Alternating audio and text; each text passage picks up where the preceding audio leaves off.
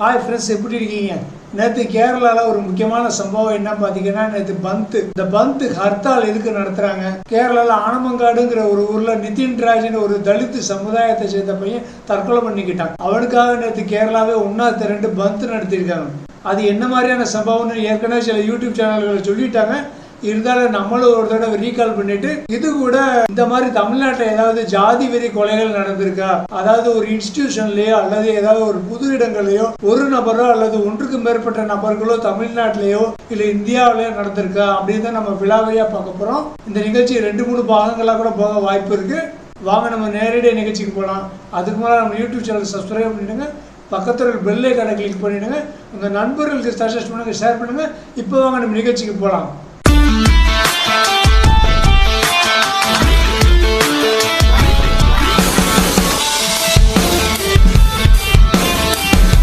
முதல்ல நிதின் ராஜ் யாருன்னு பாத்தீங்கன்னா, நம்ம ஏற்கனவே சொன்ன மாதிரி திருவனந்தபுரம் மாவட்டம் ஆனமங்காட்டை சேர்ந்த ஒரு தலித் சமுதாயத்தை சேர்ந்த 22 வயது மாணவர். கண்ணூர்ல அஞ்சரகண்டி டென்டல் காலேஜ்ல ஃபர்ஸ்ட் இயர் பிடிசி படிச்சுக்கிட்டு இருந்தார். இவர் தன்னுடைய அம்மாவுடைய மருத்துவ செலவுக்காக பணம் வேணும்னு மொபைல்ல ஒரு ஆன்லைன் லோன் ஆப் இன்ஸ்டால் பண்ணி அது மூலமா ஒரு 20,000 ரூபாய் கடன் வாங்கியிருக்காரு. ஆனா இவரால் மாசம் இஎம்ஐ சரியா கட்ட முடியல. அதனால அந்த லோன் ஆப் ரெக்கவரி ஏஜென்சி இவரை பயங்கரமா ஹராஸ்மெண்ட் பண்ண ஆரம்பிச்சிருக்காங்க. இந்த விஷயத்துல நான் ஒரு முக்கியமான விஷயத்தை பதிவு பண்ண ஆசைப்படுறேன் ஃப்ரெண்ட்ஸ். இது ஒரு எச்சரிக்கைன்னு கூட நீங்க வச்சுக்கலாம். தயவு செய்து லோன் வாங்கணும்னா உங்க ஏரியா பக்கத்தில் உள்ள அரசாங்க வங்கிகள்ல வாங்குங்க. அப்படி இல்லைன்னா அவசர தேவைக்கு உங்க நண்பர்கள் கிட்ட உங்க உறவினர்கள் கிட்ட வாங்கி மறக்காம திருப்பி கொடுத்துருங்க. ஆனா தயவு செய்து உங்க மொபைல் போன் மூலமா நிறைய லோன் ஆப்புகளை இன்ஸ்டால் பண்ணி வாங்கினீங்கன்னா உங்களை நீங்களே மரண குழிக்குள்ள தள்ளுறதுக்கு சமம். நீங்க அவங்க கூட வாட்ஸ்அப் மூலமா தான் சாட் பண்ணுவீங்க. உங்க ஆதார் கார்டு உட்பட்ட உங்க கேஒய்சி டாக்குமெண்ட்ஸ் ப்ரொடியூஸ் பண்ணுவீங்க. ஆனா ஆரம்பத்துல அவங்க சொல்ற மந்த்லி இஎம்ஐ அமௌண்ட்டுக்கும் நீங்க பணம் கட்டி முடியும் போது அவங்க சொல்ற இஎம்ஐ அமௌண்ட் பிளஸ் கடன் தொகை எல்லாமே ரொம்ப அதிகமா இருக்கும். கேட்டா சர்வீஸ் சார்ஜ், அந்த சார்ஜ், இந்த சார்ஜ், லொட்டு லொசுக்குன்னு நீங்க 20,000 ரூபாய்க்கு கடன் வாங்கினீங்கன்னா ஒரு 50,000 ரூபாய் நீங்க மொத்தமா கட்டுற மாதிரி இருக்கும். மாசம் நீங்க சரியா இஎம்ஐ கட்டலன்னா உங்களுக்கு பயங்கரமா மென்டல் டார்ச்சர் கொடுப்பாங்க. உங்க ஆதார் கார்டு போட்டோ உங்க டிபி போட்டோ சோசியல் மீடியால ஷேர் பண்ணி நீங்க ஏதோ பயங்கரமான ஒரு கிரிமினல் தப்பு பண்ண மாதிரி ஒரு இமேஜை கிரியேட் பண்ணி சொசைட்டி ஃபுல்லா உங்க இமேஜை நாரடிச்சிருவாங்க. உங்க போன்ல உள்ள கான்டாக்ட் நம்பர்களை அவங்க ட்ரேஸ் பண்ணி ஈஸியா எடுத்து உங்க நண்பர்கள் உங்க உறவினர்கள் எல்லாருக்குமே கால் பண்ணி உங்களை பத்தி கேவலமா பேசுவாங்க. அவங்களையும் திட்டுவாங்க, அவங்ககிட்டையும் பணம் கேட்டு மிரட்டுவாங்க. இதுதான் இங்க நிதின் ராஜுக்கு நடந்திருக்கு. இவருடைய பேரண்ட்ஸ் மட்டும் இல்லாம இவருடைய டென்டல் காலேஜில் உள்ள 2 காலேஜ் ப்ரொஃபஸருக்கும் இந்த லோன் ஏஜென்ட்ஸ் கால் பண்ணி கேவலமா பேசியிருக்காங்க. அதனால காலேஜில் இதை டிசிப்ளின் இஷ்யூவா எடுத்துக்கிட்டு இவர் மேல ஒரு என்கொயரி வச்சு மீட்டிங் நடத்திருக்காங்க. அதை ஒட்டி நிறைய விரும்பத்தகாத சம்பவங்கள் நடந்திருக்கு. அதனால கடந்த ஏப்ரல் 10ஆம் தேதி, அதாவது கேரளாவில் அசம்பிளி எலெக்ஷன் நடந்த நாளுக்கு அடுத்த நாள் வெள்ளிக்கிழமை காலேஜ் பில்டிங்கோட 5வது மாடியில இருந்து விழுந்து தற்கொலை பண்ணிக்கிட்டார். இந்த கேஸ பாத்தீங்கன்னா ஒரு மல்டி லேயர்ஸ் இஷ்யூக்குள்ள வருது. அதாவது ஃபர்ஸ்ட் பாத்தீங்கன்னா லோன் ஆப் ஹராஸ்மெண்ட், 2வது இன்ஸ்டிடியூஷனல் ஹராஸ்மெண்ட், 3வது ஜாதிய கொடுமை. ஆரம்பத்துல போலீஸ் இது ஒரு தற்கொலை கேஸ் தான் ஃபைல் பண்ணி இன்வெஸ்டிகேஷன் ஆரம்பிச்சாங்க. ஆனா போக போக மீடியாக்கள், பிரஸ்கள், ஜாதி அமைப்புகள் எல்லாமே சேர்ந்து இந்த மாணவனுக்கு எதிராக நடந்த கொடுமைக்கு பயங்கரமா பொங்கி எழுந்து கேரளால நேற்று வெற்றிகரமா அந்த பந்த் நடந்திருக்கு. இதனால கேரளா கவர்மெண்ட் அப்பாயின்ட் பண்ண எஸ்ஐடிங்கிற ஸ்பெஷல் இன்வெஸ்டிகேஷன் டீம் முதல்ல காலேஜ் ப்ரொஃபஸர்ஸையும் அந்த ஸ்டாஃப்களையும் விசாரிச்சிருக்காங்க. அப்ப காலேஜ் தரப்புல என்ன சொல்லியிருக்காங்கன்னா, எங்க மேல எந்த ஒரு தப்பும் இல்லை, இந்த மாணவனுடைய மரணத்துக்கு காரணம் எல்லாமே அந்த லோன் ஆப் ஏஜென்ட்டுகள் கொடுத்த மென்டல் டார்ச்சர் தான். அதனால தான் எங்க ப்ரொஃபஸர்கள் அண்ட் ஹெச்ஓடி அந்த பையன் மேல டிசிப்ளின் இஷ்யூங்கிற பேர்ல என்கொயரி வச்சு மீட்டிங் நடத்துனாங்க. எங்க கடமையை தான் நாங்க செஞ்சோம்னு நழுவ ஆரம்பிச்சோம். ஆனா நிதின் ராஜோடைய ஃபேமிலி மெம்பர்ஸ் அண்ட் ஃப்ரெண்ட்ஸ் என்ன சொல்றாங்கன்னா, குற்றவாளிங்க ஃபுல்லா காலேஜ் ஸ்டாஃப்கள் தான். முக்கியமா அந்த காலேஜோட அனாட்டமி டிபார்ட்மெண்ட் ஹெச்ஓடியான MK. Ram and professor Sangeetha Nambiar தான் காரணம். கிளாஸ் ரூம்ல மட்டும் இல்லாம ஸ்டாஃப் ரூம்ல நிதின் ராஜ் உட்பட சில தலித் சமுதாயத்தை சேர்ந்த மாணவர்களுக்கு இவங்கெல்லாம் ரொம்ப மென்டல் ஹராஸ்மெண்ட் கொடுத்திருக்காங்கன்னு சொல்றாங்க. ഞാൻ നിതിന്റെ ക്ലാസ്മേറ്റ് ആണ്, ഫസ്റ്റ് ഇയർ ബി.ഡി.എസ് സ്റ്റുഡന്റ് ആണ്, അഞ്ചരകണ്ടി ഡെന്റൽ കോളേജിലെ. അവൻ പറഞ്ഞ കാര്യങ്ങളൊക്കെ സത്യമാണ്. റാം സാറിനെ പറ്റിയുള്ള കാര്യങ്ങളൊക്കെ സത്യമാണ്. അവന്റെ പേപ്പർ എല്ലാവരും മുമ്പിൽ വെച്ച് ഓരോ കുട്ടികളായിട്ട് കൊടുത്ത് വായിപ്പിച്ച് അവനെ നല്ല രീതിക്ക് ഹറാസ് ചെയ്തിട്ടുണ്ടായിരുന്നു. ബോഡി ഷെയിം ചെയ്യാണ്ട് എന്നെ ഫാറ്റി ഗേൾ എന്ന് വിളിക്കാണ്ട്, നിറം കുറവാണെങ്കിൽ കറുത്തിട്ടാണ് പറയാണ്ട്, എല്ലാരും നോക്കുക, സാർ എന്താണ് പറഞ്ഞത് അത് ചെയ്യുക, സാർ അറ്റൻഡൻസ് കളയും. അതാണ് നമ്മൾ എത്രയും പേടി. അറ്റൻഡൻസ് ഇല്ലെങ്കിൽ എക്സാം പോലും എഴുതാൻ പറ്റത്തില്ല. നിങ്ങളൊന്നും പഠിപ്പിക്കത്തൊന്നുമില്ല. മതപരമായ കാര്യങ്ങളും ബോഡി ഷേമിങ്ങും മാത്രം. 1 മണിക്കൂർ ക്ലാസ് എങ്കിൽ 55 മിനിറ്റും അത് മാത്രമേ പറയത്തുള്ളൂ. 5 മിനിറ്റ് മാത്രം ക്ലാസ് എടുത്തിട്ട് പോകും. HOD സാറെന്ന് വിളിക്കാൻ പോലും തോന്നുന്നില്ല. ഒരു മൃഗവാത്. நிதின் ராஜ் ரொம்ப தைரியமான பையன். அவன் தான் முதல்ல எங்களை மாதிரி தாழ்த்தப்பட்ட சமுதாயத்தை சேர்ந்த மாணவர்களுக்காக இங்க எங்களுக்கு எதிராக நடக்கிற கொடுமைக்கு எதிராக போராட ஆரம்பிச்சான். அதனால அவன் சூசைட் பண்ணிக்கிட்டான்னு எங்களால இது வரைக்கும் நம்ப முடியலன்னு சில உதாரணங்களை அவனுடைய நண்பர்களும் மற்ற மாணவர்களும் சொல்றாங்க. அதாவது ஒரு நாள் ஸ்டாஃப் ரூம்ல இருந்து வெளியில வந்த ஹெச்ஓடி நிதினை பார்த்து யூ ஆர் அன் இடியட் இந்த ஹெச்ஓடி சொன்னோடனே நிதின் என்ன சொல்லியிருக்கான், சேம் டு யூ சார்னு அவரோட கண்ணை பார்த்து நேரா சொல்லியிருக்கான். இந்த ப்ரொஃபசர்கள் கூட்டமா உட்காந்து எங்களை மனசார தாக்குற இடம் என்ன பாத்தீங்கன்னா ஸ்டாஃப் ரூம் தான். அங்கெல்லாம் ஒவ்வொரு ஸ்டாஃபும் தான் இன்னொருத்தருக்கு சலைச்சவர்கள்னு காமிக்கிறதுக்காக ஒருத்தர் மிஞ்சி மிஞ்சி பேசுவாங்க. அப்படியே எங்களை வார்த்தைகளாலே எங்களை கொல்லுவாங்க. நீ மட்டும் இந்த காலேஜோட கேட்டை விட்டு வெளியில வந்தீங்கன்னா உன்னோட கையும் காலையும் வெட்டிடுவோம், கையில்லாம நீ எப்படித்தான் வாழ்ற பாப்போன்னு எங்களை மிரட்டுவாங்க. அதுக்கு நிதினு சொல்லியிருக்கான், ஓகே சார் அதை நாங்க பாத்துக்கிறோம்னு சிரிச்சுக்கிட்டே சொல்லியிருக்கான். சங்கீதா மேம் உட்பட எல்லாருமே எங்களை பார்த்து எப்பவுமே ஸ்டாஃப் ரூம்ல கிண்டல் பண்ணி சிரிச்சுக்கிட்டே இருப்பாங்க. ஒரு அளவுக்கு தான் அவன் அவமானத்தை நிறைய பொறுத்துக்கிட்டான். ஆனா கிளாஸ்ல சின்சியரான ஸ்டூடெண்ட் தான் நிதின் ராஜ். ஹெச்ஓடியை எல்லா கிளாஸ்களையும் கவனிச்சு அவர் சொல்ற விஷயங்கள் எல்லாத்தையுமே நோட்ஸ் எடுத்து வச்சுக்கிடுவான். ஆனா அவனை காரணமே இல்லாம எழுப்பி நிறுத்தி ஹெச்ஓடி அவனையே அவனோட அம்மாவை அவமானப்படுத்தி அவங்க அம்மாவுடைய சர்ஜரியை பத்தி மற்ற மாணவர்கள் முன்னால பயங்கரமா கேள்வி பண்ணுவாரு. பிறகு உன்னோட இன்டர்னல் மார்க்ல 3 மார்க் குறைச்சிட்டேன், இது உன்னோட பேரண்ட்ஸுக்கு ஒரு சர்ப்ரைஸா இருக்கட்டும் அப்படின்னு சொல்லுவாரு. அது மட்டும் இல்லாம நீ எல்லாம் எங்களுக்கு புழு மாதிரி நாய் மாதிரின்னு ரொம்ப எங்களை அவமானப்படுத்தி எங்களுடைய ஜாதி மற்றும் நிறம் காரணமா மற்ற மாணவர்கள் முன்னாலே எங்களை ரொம்ப இழிவுபடுத்துவாரு. ஹெச்ஓடி எங்களை கேலி பண்ணும்போது மற்ற மாணவர்கள் சிரிக்கலன்னா அவங்களே அடிப்பார்களா அந்த பசங்க சொல்றாங்க. இப்ப இந்த சம்பவத்துல anatomy department HOD doctor KM ராமையும் டாக்டர் சங்கீதாவை சஸ்பெண்ட் பண்ணிருக்காங்க. இப்ப இவங்க மேல IPC 306 அதாவது அபார்ட்மெண்ட் ஆஃப் சூசைடு, ஒருத்தரை நேரடியாகவோ மறைமுகமாகவோ தற்கொலை பண்ண தூண்டுறது, அதுக்கான அழுத்தம் கொடுத்துறது, அல்லது ஒருத்தர் தற்கொலை பண்றது இன்னொருத்தர் தூண்டும் போது அதுக்கு ஹெல்ப் பண்ற மாதிரி பேசுறது and SC and ST act கீழே இவங்க மேல வழக்கு பதிவு பண்ணிருக்காங்க. அதே நேரத்தில் நிதினுடைய சகோதரி என்ன சொல்றாங்கன்னா, நிதின் மேல இருந்து கீழே விழுந்து சூசைட் பண்ணிக்கிட்டது டென்டல் காலேஜ் பில்டிங்ல இருந்து கிடையாது, மெடிக்கல் காலேஜ் சைடு தான் இந்த சம்பவமே நடந்திருக்கு. ஆனா அவர் அங்க போக வேண்டிய அவசியமே இல்லைன்னு முக்கியமான ஒரு சந்தேகத்தை கிளப்புறாங்க. உண்மைக்கே இந்த மாணவரோட மரணத்துக்கு காரணமானவர்களை நம்ம ஆசிரியர்கள் ப்ரொஃபஸர்கள் சொல்லக்கூடாதுங்க. மனுஷ பட்டியல் கூட சேர்க்க முடியாத கேவலமான நாய்கள். இதுல இருந்து ஜாதி அடிப்படையிலான அவமதிப்பும் தனிப்பட்ட தாக்குதலும் நிரம்பிய சூழல்கள்ல தான் அந்த மாணவனும் அவன மாதிரியே நிறைய தாழ்த்தப்பட்ட சமூக மாணவர்களும் தங்களோட எஜுகேஷனை கண்டினியூ பண்ணியிருக்காங்கன்னு இதுல இருந்து நமக்கு நல்லா தெளிவாகுது. தன்னை மட்டும் இல்லாம தன்னோட பேரண்ட்ஸையும் இந்த காலேஜ் ஸ்டாஃப்கள் ரொம்ப பயங்கரமா கேள்வி பண்ணதுனால அவனோட மனநிலை எந்த அளவுக்கு ஆழமா பாதிக்கப்பட்டிருக்குன்னு அவனோட ஃப்ரெண்ட்ஸுக்கு அனுப்பின வாய்ஸ் மெசேஜ்கள் மூலமாவே அது நல்லா தெரியுது. இப்ப அந்த வாய்ஸ் மெசேஜ்களையும் எவிடன்ஸா எடுத்து அதையும் பயங்கரமா அனலைஸ் பண்ணிட்டு இருக்காங்க. சோ கேரளால டீச்சர்ஸ் ப்ரொஃபஸர்களுடைய இந்த கீழ்த்தரமான செயல்களுக்கு எதிராக நடவடிக்கைகள் இப்ப ஆரம்பிச்சிருக்காங்கிறது ஒரு ஆறுதலான செய்தியா இருந்தாலும் இழந்த உயிரை யாராலும் திருப்ப கொண்டு வர முடியாது இல்லையா. இந்த நிதின் ராஜோட மரணத்துக்கு காரணமான ஹெச்ஓடி ராமுக்கு சங்கீதாவுக்கு கடுமையான தண்டனை கிடைக்கணும். நிதின் ராஜ் குடும்பத்துக்கு 10 கோடி ரூபாய் நஷ்டஈடு வேணும்னு கேட்டிருக்காங்க. இனி கேரளால எந்த காலேஜ்லயும் இனி ஒரு நிதின் ராஜ் உருவாக கூடாது. படிக்க வர்ற மாணவர்கள் மரியாதையோட நடத்தப்படணும். அவங்க பயமே இல்லாம கல்வி கேட்கிற ஒரு சூழல் உண்டாகணும். அதுக்காகத்தான் இந்த நிதின் ராஜுக்காக 50க்கும் மேற்பட்ட சமுதாய அமைப்புகள் நீதி கேட்டு நடந்திருக்கிற இந்த பந்த் வெற்றிகரமா நேற்று கேரளாவில் நடந்திருக்கு. இனி அடுத்து இந்தியாவில் மற்ற மாநிலங்களில் தலித்தின மாணவர்கள் அண்ட் மற்ற மக்களுக்கு எதிரான கொடுமைகளுக்கு மாநில அளவில் நடந்த போராட்டங்கள் மக்களுடைய எதிர்ப்புகள் எங்கெல்லாம் நடந்திருக்கு, தமிழ்நாட்டில் அப்படி நடந்திருக்கான்னு பார்ப்போம் வாங்க. Dear teachers and professors, don't feel trouble for typing your school question papers and study materials. We provide online DTP services for reducing your hard work in Hindi, Tamil, Malayalam, and English languages in your favorite fonts, like public exam question papers to make our students feel appear in public exams, and relief from headache, back pain, and eye pain. After contacting us, you no need suffer. Feel relaxed, comfortable, and no pain. Now you can spend time with your family. Now everything through online. Feel comfortable and relax. Okay. Get ready for ply your orders. Talk to us. Sri Lakshmi Graphics.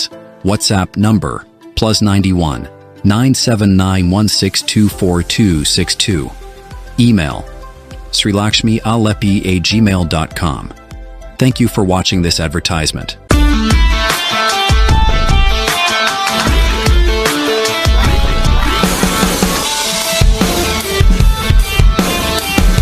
முதல்ல நம்ம பார்க்க போறது Rohit Vemula case 2016. யார் இந்த ரோஹித் வெமுலா பாத்தீங்கன்னா ஹைதராபாத் யூனிவர்சிட்டியில PhD படிச்சுக்கிட்டு இருந்த ஒரு தலித் மாணவர். இந்த ரோஹித் வெமுலா அம்பேத்கர் மாணவர் சங்கத்துல ரொம்ப ஆக்டிவா இருந்திருக்காரு. தலித் மற்றும் சிறுபான்மை மாணவர்களோட உரிமைகளுக்காக குரல் கொடுத்திருக்காரு. அப்ப ABVPங்கிற அகில பாரதிய வித்யார்த்தி பரிஷத்துங்கிற ஒரு சங்கத்தினுடைய உறுப்பினர்கள் கூட இவருக்கு ஏற்பட்ட மோதலுக்கு பிறகு அந்த யூனிவர்சிட்டியில பதட்டம் ரொம்ப அதிகமா ஆரம்பிச்சது. அதனால 2015 வருஷம் இந்த ரோஹித் வெமுலா அப்புறம் அவன் கூட சேர்ந்த ஒரு 4 நண்பர்கள் இவங்க எல்லாரையும் யூனிவர்சிட்டியில இருந்து சஸ்பெண்ட் பண்ணிருக்காங்க. இந்த ஒழுங்கற்ற நடவடிக்கைகளுக்காகவும் மற்ற காலேஜோட மேனேஜ்மெண்ட் அண்ட் பொலிட்டிக்கல் இன்ஃபுளுன்ஸ்க்கு எதிராகவும் ஹைதராபாத் ஃபுல்லா மாணவர்கள் போராட்டங்களை ஈடுபட ஆரம்பிச்சாங்க. அதுக்கப்புறம் அந்த பையனுக்கு ஹாஸ்டல்ல இருந்து அவன் தங்குவதற்கு தேவையான வசதிகளுக்கான ஸ்காலர்ஷிப்பை நிப்பாட்டிட்டாங்க, படிப்பதற்கான ஸ்காலர்ஷிப்பை நிப்பாட்டிட்டாங்க. அதனால இந்த ரோஹித் வெமுலா மன வருத்தம் அதிகரிச்சு 2016 இவர் சூசைட் பண்ணிக்கிட்டார். இதனால அந்த ஹைதராபாத் முழுவதும் மாணவர்கள் மட்டும் இல்லாம நாடு முழுவதுமே கொந்தளிக்க ஆரம்பிச்சாங்க. அடுத்து 2வது முக்கியமான கேஸ் பாத்தீங்கன்னா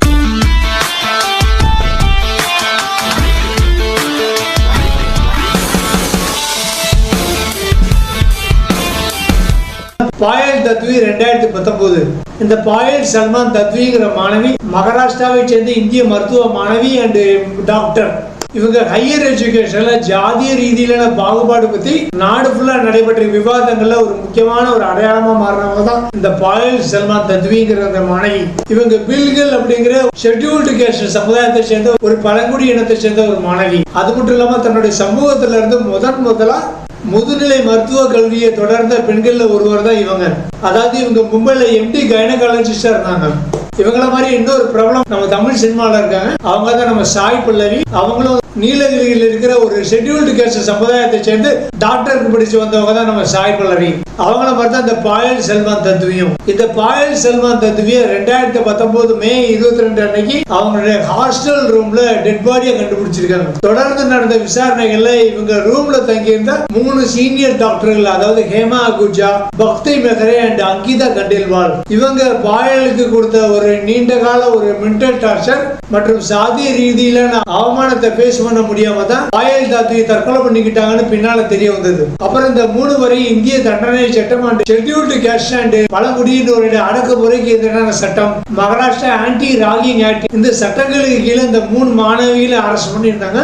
இவங்களுடைய தற்கொலைக்கு முக்கியமான எவிடன்ஸ் ப்ரொடியூஸ் பண்ணது யார் பார்த்தீங்கன்னா அந்த காலேஜ் கேம்பஸ்ல இருந்த ஆன்டி ராகிங் ஸ்குவாட். இந்த ஸ்குவாட் தான் பாயலுடைய மரணத்துக்கு காரணமே ஜாதி அடிப்படையிலாக அவங்களுக்கு எதிராக உண்டாக்கப்பட்ட அவமானங்கள் மற்றும் இதுக்கு அந்த கேம்பஸ் காமிச்ச ஒரு அலட்சியம், இதைத்தான் எவிடன்ஸ்களா ப்ரொடியூஸ் பண்ணியிருந்தாங்க.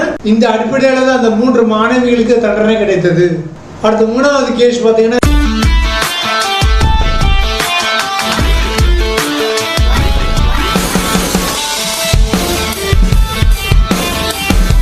தர்ஷன் சோலாங்கி 2023. இந்த தர்ஷன் சோலாங்கி மும்பை IIT படிச்ச ஒரு இந்திய மாணவன். 2023 பிப்ரவரி மாசம் இந்த பையன் இறந்திருக்கான். அதுக்கு காரணம் இந்த IIT நிறுவனத்துல நிகழ்ந்த சாதி பாகுபாடு. இந்த கேஸ் நாடு முழுவதும் பேசப்பட ஆரம்பிச்சதுக்கு முக்கியமான காரணம் இந்த பையன் அகமதாபாத்ல இருந்து இங்க வந்து பீட்டர் படிச்சுக்கிட்டு இருந்தான். இந்த பையனோட மரண சம்பவம் காரணமா கேம்பஸ்ல மாணவர்களுடைய மன நலம் மற்றும் அந்த சோசியல் கம்யூனிட்டி மற்றும் காலேஜ் நிர்வாகத்தில் ஏற்பட்ட குளறுபடிகள் பத்தி அப்ப அந்த மகாராஷ்டிராவில் பயங்கரமா பேசப்பட்டது.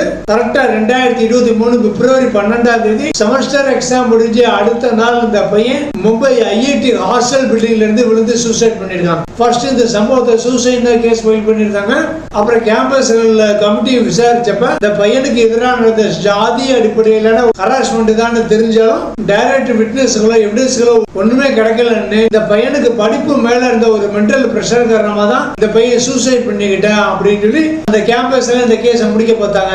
ஆனா மகாராஷ்டிரா கவர்மெண்ட் அப்பாயின்ட் பண்ண அந்த ஸ்பெஷல் இன்வெஸ்டிகேஷன் டீம் இந்த கேஸை தொடர்ந்து விசாரணை நடத்திக்கிட்டு இருந்தாங்க. அதுக்கப்புறம் ஒரு 2-3 வாரங்கள் கழிச்சு அந்த பையன் எழுதி வச்சிருந்த ஒரு நோட்ஸ்ல என்ன இந்த மாதிரி ஹராஸ்மெண்ட் பண்றாங்கன்னு ஒரு கிளாஸ்மேட்டோட பேர் எழுதியிருந்தாங்க. அதை வச்சு அர்மான் கத்ரிங்கிற ஒரு பையனை அரெஸ்ட் பண்ணாங்க. அப்புறம் அவனுக்கு ஜாமீனும் கிடைச்சது.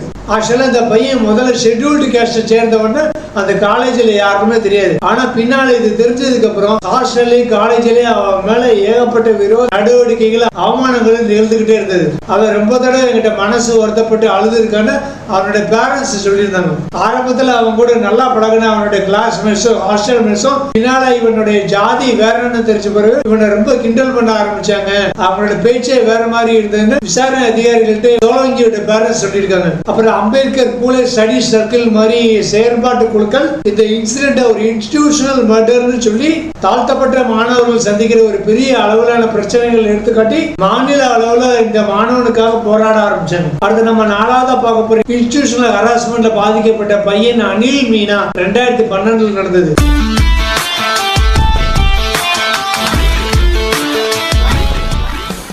இந்த அனில் மீனா டெல்லியில் இருக்கிற எய்ம்ஸ் சொல்லக்கூடிய all India institute of medical science படிச்சுக்கிட்டு இருந்த ஒரு மருத்துவ மாணவன் 2012 தான் இந்த பையன் இறந்திருக்கான். நம்ம ஏற்கனவே பார்த்த மாணவர்கள் மாதிரி இவனும் ஷெட்யூல்டு கேஸ்ட் சேர்ந்த பையனா இருந்ததுனால இவன் சந்திச்ச பிரச்சனைகள் டெல்லி ஃபுல்லா கவனத்துக்கு வந்தது. இந்த அனில் மீனா ராஜஸ்தான்ல இருக்கிற ஒரு ஷெட்யூல்டு ட்ரைப் குடும்பத்துல இருந்து வந்தவர். பல வருஷங்களா ரொம்ப கடுமையா படிச்சு ரிசர்வேஷன் கோட்டா மூலமா எய்ம்ஸ்ல அட்மிஷன் வாங்கி படிச்சுக்கிட்டு இருந்தாரு. கிராமப்புற பின்னணியிலிருந்து வந்து இந்தியாவில புகழ்பெற்ற மெடிக்கல் காலேஜில் சேர்ந்து படிச்ச மாணவர்கள் இவரும் ஒருத்தர். ஆனா பின்னால வந்த தகவல் படி இவனுடைய ஃப்ரெண்ட்ஸ் சொன்னதுபடி இவனுக்கு காலேஜுக்குள்ள நடந்த அந்த ஸ்டடீஸ் பிரஷர் மட்டும் இல்லாம சமுதாய ரீதியாகவும் இவனை மற்ற மாணவர்கள் ஒதுக்கி வச்சதும் இவனுடைய மன உளைச்சலுக்கான மிக முக்கியமான காரணம்னு தெரிய வந்தது. அதனால 2012 மார்ச் மாசம் இந்த அனில் மீனா எய்ம்ஸ் கேம்பஸ்ல ஹாஸ்டல்ல சூசைட் பண்ணிக்கிட்டாரு.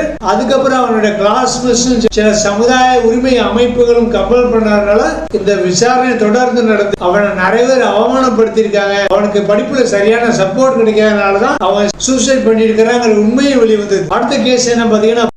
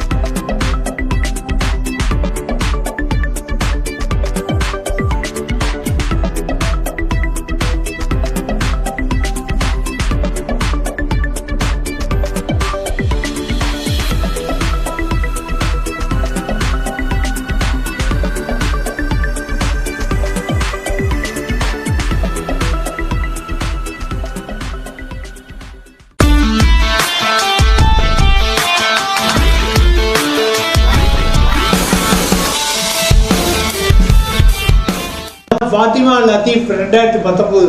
இந்த பாத்திமா லத்தீப் கேரளால கொல்லத்துல இருந்து வந்து ஒரு 19 வயசு மாணவி சென்னை ஐஐடில டெவலப்மெண்ட் ஸ்டடீஸ்ல 5 வருஷமா இன்டகிரேட்டட் எம்ஏ கோர்ஸ் படிச்சுக்கிட்டு இருந்தாங்க. 2019 இவங்க சூசைட் பண்ணிருக்காங்க. ஃபர்ஸ்ட் இது ஒரு அபிஷியல் சூசைட்னு ரெக்கார்ட் பண்ணாலும் பின்னால இவங்களுடைய தற்கொலை சம்பவம் இவங்க மதத்துக்கு எதிராக நடந்த ஒரு பாகுபாடு மற்றும் அது சார்ந்த குற்றச்சாட்டுகள், அது மட்டும் இல்லாம கேம்பஸ்ல நடந்த இவங்க மனநிலையை பாதித்த சில பிரச்சனைகள், அது கூட காலேஜ் மேனேஜ்மெண்ட் ரெஸ்பான்சிபிலிட்டி, இது எல்லாமே அப்ப தமிழ்நாடு கேரளா மட்டும் இல்லாம இந்தியா ஃபுல்லா ஒரு பரபரப்பை கிளம்பிச்சு. 2019 நவம்பர் 9ஆம் தேதி இந்த சென்னை ஐஐடில சரையு ஹாஸ்டல்ல தான் பாத்திமா லத்தீஃபுடைய டெட் பாடி கண்டுபிடிச்சிருக்காங்க. ஆரம்பத்துல போலீஸ் இவங்களுக்கு உண்டான அந்த மன அழுத்தம், மென்டல் ஸ்ட்ரெஸ் மட்டும் இல்லாம இவங்க ஹோம் சிக்காக இருந்ததுனால தான் சூசைட் பண்ணிக்கிட்டாங்கன்னு சொல்லியிருக்காங்க. ஆனா பாத்திமா லத்தீஃபுடைய ஃபேமிலி மெம்பர்ஸ் என்ன சொல்லியிருக்காங்கன்னா, பாத்திமா லத்தீஃபுக்கு கொடுக்கப்பட்ட அந்த அகாடமிக் பிரஷர் மட்டும் இல்லாம மத அடிப்படையிலான சில ஹராஸ்மெண்ட்களுக்கு அவங்களுக்கு நிறைய இருந்துச்சுன்னு சொல்லியிருக்காங்க. So what we thought was it might be homesickness because it is for the first time she is staying away from home and us.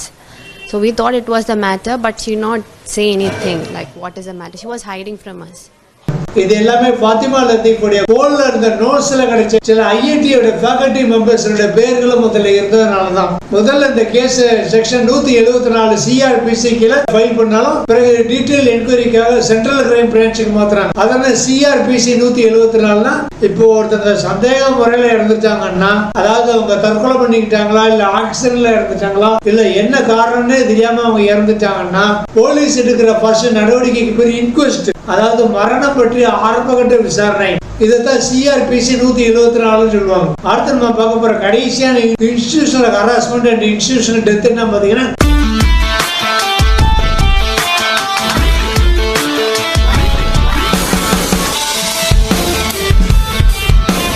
Jishnu Prannoy case 2017 கேரளாவில் இருக்கிற NSS காலேஜ் ஆஃப் என்ஜினியரிங்ல படிச்ச 17 வயசு பையன் தான் இந்த ஜிஷ்ணு பிரணாய். இவனை தான் ஹாஸ்டல் ரூம்ல இறந்த நிலையில கண்டுபிடிச்சிருக்காங்க. அதுக்கு காலேஜ் கேம்பஸ்ல சொன்ன ரீசன் பாத்தீங்கன்னா, அவர் அசஸ்மெண்ட் எக்ஸாம்ல காப்பி அடிச்சிருக்காரு. அதனால அவர் மேல என்கொயரி நடந்து காலேஜ் மேனேஜ்மெண்ட் அவர் மேல ரொம்ப கடுமையான நடவடிக்கை எடுத்ததுனால மன அழுத்தம் தாங்க முடியாம அவர் சூசைட் பண்ணிக்கிட்டாருன்னு சொல்லியிருக்காங்க. ஆனா இந்த சம்பவம் மக்கள் மனசை ரொம்ப ஈர்த்து அப்புறம் காலேஜ் மேனேஜ்மெண்ட்டுக்கு கொடுக்கப்பட்ட பிரஷர்னாலதான் இந்த சம்பவம் ரொம்ப வேகமா கேரள மக்கள் கவனத்தை ஈர்த்திருக்கு. அப்புறம் காலேஜ் மேனேஜ்மெண்ட்ல இருந்து இந்த பையனுக்கு கொடுக்கப்பட்ட அழுத்தமும் மிரட்டலும் தான் இவன் தற்கொலை பண்ணிக்கிட்டதுக்கான காரணம்னு நிறைய குற்றச்சாட்டுகள் வந்தது. அப்புறம் கேரள மக்கள் பெரிய அளவுல கொந்தளிச்சதுக்கு அப்புறம் கேரளா போலீஸ் இந்த கேஸை ரொம்ப சிவியர் என்கொயரி பண்ண ஆரம்பிச்சாங்க. அப்புறம் காலேஜ் மேனேஜ்மெண்ட்ல இருக்கிற சில பேர் மேலையும் சில ஸ்டாஃப்கள் மேலையும் அபார்ட்மெண்ட் ஆஃப் சூசைட், அதாவது தற்கொலைக்கு தூண்டுதல்ங்கிற பிரிவுல பேர்ல இந்த கேஸ்ல அவங்களை வந்து அக்யூஸ்டா மாத்துறாங்க. இந்த வழக்குக்காக சரியான நீதி கிடைக்கணும், காலேஜ்ல மாணவர்களுக்கு மென்டல் ஹெல்த் சொல்லக்கூடிய நல்ல ஒரு மனநல ஆதரவு சப்போர்ட் இருக்கணும்னு நிறைய பேர் டிமாண்ட் பண்ண ஆரம்பிச்சாங்க. அதே நேரத்தில் இந்த என்கொயரி ரொம்ப லேட்டாகவும் நடந்துகிட்டு இருந்தது. அக்யூஸ்டுகளுக்கு எதிராக ரொம்ப ஒரு மென்மையான அணுகுமுறையும் நடந்ததுன்னு மறுபடியும் குற்றச்சாட்டுகள் எல்லாம் ஆரம்பிச்சது. அதனால இந்த ஜிஷ்ணுடைய மரணம் சம்பந்தமா கேரளா ஃபுல்லா பயங்கரமான மாணவர்கள் போராட்டம் நடக்க ஆரம்பிச்சது. ஜிஷ்ணுடைய ஃபேமிலி மெம்பர்ஸ் அப்புறம் மாணவர் அமைப்புகள் இவங்க எல்லாருமே முன்னெடுத்து இந்த போராட்டங்களை நடத்துறாங்க. கேம்பஸ்ல இனிமே டிசிப்ளின் சம்பந்தப்பட்ட விதிமுறைகளை ஒரு கடுமையான மாற்றம் கொண்டு வரணும்னு போராட்டக்காரங்க கம்ப்ளைண்ட் பண்ணாங்க. காலேஜ் மேனேஜ்மெண்ட் எடுக்கிற நடவடிக்கைகள், மாணவர்களுக்கு எதிராக இவங்க எழுப்புற புகார்கள் எல்லாமே வெளிப்படைத்தன்மையா டிரான்ஸ்பரன்சியா இருக்கணும்னு மக்கள் கோரிக்கை வைக்க ஆரம்பிச்சாங்க. அப்புறம் ஜிஷ்ணுடைய அம்மா மகிஜா இந்த போராட்டத்துல ரொம்ப மும்முரமா ஈடுபட்டாங்க. அதனால இந்த மாதிரி போராட்டங்களுக்கு இந்த மகிஜா ஒரு முக்கியமான ஒரு அடையாள புள்ளியாகவும் பார்க்கப்பட்டாங்க. இனிமே இப்படிப்பட்ட சம்பவங்கள் மறுபடியும் நடக்காம இருக்கணும்னு ஜிஷ்ணு பிரணாய் கேஸ் இன்னும் கேரளா கவர்மெண்ட்டுகளையும் கேரளாவுடைய இன்ஸ்டிடியூஷன்களையும் இந்திய கல்வி நிறுவனங்களையும் மாணவர்களுடைய உரிமைகள் மற்றும் விவாதங்களுக்கு ஒரு முக்கியமான ஒரு எக்ஸாம்பிளா காமிக்கப்படுது. இதுவரை நம்ம பார்த்தது எஜுகேஷன் இன்ஸ்டிடியூஷன்ல நடந்த ஜாதி வெறியிலான சம்பவங்கள்.